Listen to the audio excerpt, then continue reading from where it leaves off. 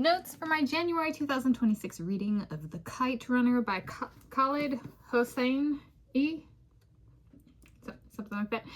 Today is Monday, 19 January 2026, and here I, Tanis, she, her, hers of Seattle, talk through my book and reading notes for my January 2026 reading of a fiction book about an adult man who returns to a childhood setting in the Middle East. Very broadly, and there's more to it before that, but that was my best kind of like short description that I could come up with for this reading. This is The Kite Runner by Khaled Hosseini, 2003 initial publishing. This is a 2013 Riverhead Books 10th anniversary edition paperback. ISBN in the video description. I started the book on Wednesday, 7 January 2026, and finished the book on Monday, 19 January 2026. It's 376 pages, including through the acknowledgement section. It took me 12 days of reading. 50 pages Wednesday, 7 January, 20 pages Thursday, 8 January, 40 pages Saturday, 10 January, 30 pages Sunday, 11 January, 50 pages Monday, 12 January, 40 pages Tuesday, 13 January, 25 pages Wednesday, 14 January, 25 pages Thursday, 15 January, 10 pages Friday, 16 January, 30 pages Saturday, 17 January, 30 pages Sunday, 18 January, and 26 pages Monday, 19 January. And there's a note at the back of the book. I'm kind of maybe starting with it, where it talks about Afghanistan and refugees and relocation of children and people from Afghanistan to Pakistan and Iran, over a certain period of time. I think it was like the 1970s to 2000s, kind of the setting of the book.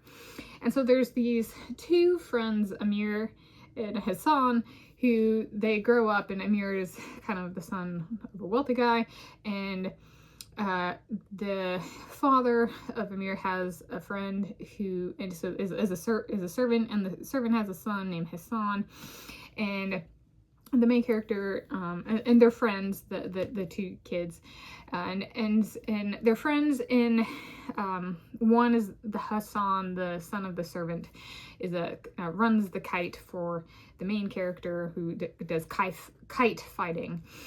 And one day after kite fighting, the servant's son goes to run the kite and is sexually assaulted.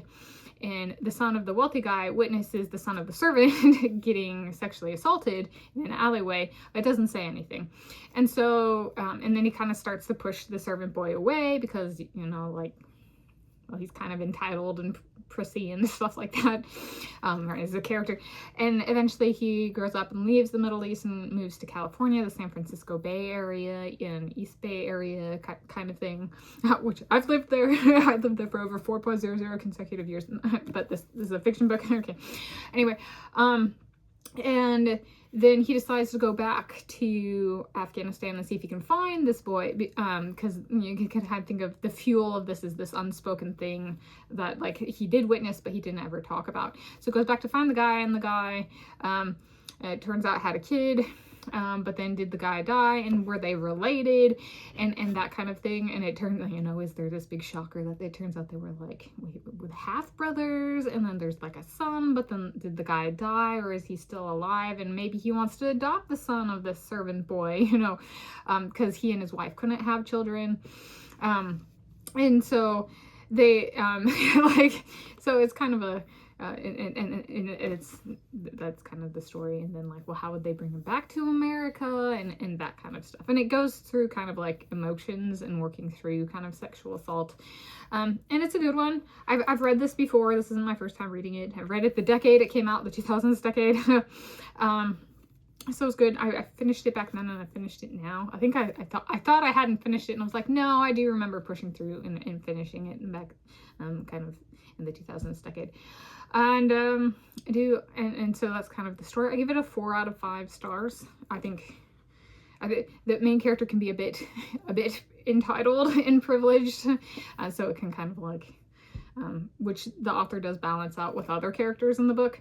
However, it's still kind of for my tastes.